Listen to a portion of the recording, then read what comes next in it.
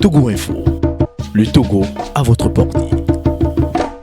Effectivement, j'ai été sollicité par personne interposée par M. Gabriel Mensang-Béomé Kodjo, candidat aux élections présidentielles, véritable vainqueur d'ailleurs de ces élections, pour apporter ma petite touche à la manifestation de la vérité des urnes. Et vous savez que après les élections, je m'étais pleinement investi pour la vérité des urnes, mais j'ai été entre-temps déçu, il faut le relever, j'ai été déçu par certaines choses qui m'avaient obligé à rester en retrait parce que nous prodiguons des conseils qui n'étaient pas suivis, nous disons des choses qu'on ne voulait pas écouter. Mais aujourd'hui, que M. Abéomé Mensang Kodjo a lui-même compris que les propositions que jadis nous faisions étaient les bonnes, alors il m'a fait appel et j'ai beaucoup réfléchi au départ, j'ai beaucoup hésité et mes émotions, mon cœur me disait autre chose et ma raison me disait également autre chose. Mais à la fin, ma raison, j'ai fait prévaloir sur mes émotions ma raison et j'ai accepté de faire cela. Et donc, comprenez que dans les prochains jours, nous allons inviter les Togolais à se battre sur tous ces aspects. La vérité des urnes et pour la fin de nos souffrances. Nous avons tous vu ce qui s'est passé dans les bureaux de vote. Nous-mêmes, nous avons mis en place un centre de compilation. Jusque nous n'avions pas eu assez au procès-verbaux pour dire aujourd'hui tel, mais nous avons eu à compiler des chiffres. Et au regard de ces chiffres, nous l'avions dit dans un passé très récent, que c'est M. Gabriel Mensang-Béomé Kodjo qui a gagné les élections. Alors, si d'autres personnes estiment que ce n'est pas lui qui a véritablement gagné les élections, qu'ils rendent publics alors les résultats bureau de vote par bureau de vote, afin que chacun puisse se faire sa petite idée. Puisque quand vous regardez dans les faits, la CENI qui publie un résultat annonçant un taux de participation différent du taux de participation annoncé par la Cour constitutionnelle pose déjà problème. Quand vous voyez les chiffres annoncés par la CENI et la Cour constitutionnelle, il y a dichotomie. Et la Cour constitutionnelle s'en est rendu compte plus tard. Elle a tenté de remodifier les choses, mais à la fin, ça ne va toujours pas. Et donc, ça montre à suffisance qu'il y a problème quelque part. Si c'était vraiment ces chiffres-là, je pense que tout serait OK. Il n'y aurait même pas une seule petite virgule qui poserait problème. Et donc, il y a quelque chose qui ne va pas. Et nous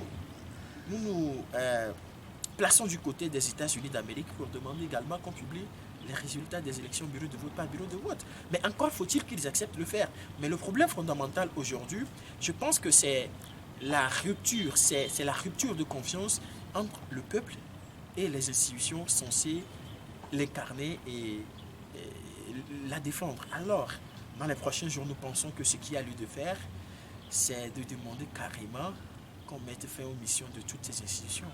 Nous allons revenir de toute façon dans les prochains jours, nous serons beaucoup plus précis dans ce que nous voulons concrètement et dans comment nous allons procéder, comment nous allons faire les choses pour que d'ici le 13 janvier, date fétiche de l'alternance au Togo, nous puissions être libres. Je pense que M. Gabriel Mensang-Béomé Kodjo a été ministre de l'Intérieur dans ce pays. Il maîtrise un peu presque tous les canaux de la sécurité. Il sait comment ça se passe. Il connaît le mode opératoire du système en place. Et donc, si au regard de la situation, il s'est vu contraint d'aller rester dans un champ de maïs, alors je pense qu'il sait pourquoi et c'est bien pour une raison donnée. Alors, son choix, je pense qu'elle est personnelle, lui seul sait pourquoi il l'a fait. Mais de toute façon, quoi qu'il en soit, nous pensons qu'il n'est pas normal que la justice, qui devrait normalement poursuivre à l'heure actuelle M. Abdou Assouma pour les inexactitudes qu'il lui a déclarées lors de la proclamation des résultats, se mette plutôt aux trousses du véritable gagnant du scrutin. Ce n'est pas normal. L'histoire regorge d'exemples similaires. Lénine, celui grâce à qui la Russie a pu s'affranchir du Tsar, à un moment donné été contraint à l'exil. D'autres grands leaders, vous prenez Charles de Gaulle qui a pu libérer la France, il a été contraint à un moment donné à quitter la France pour aller se tailler une place quelque part dans des brousses anglaises.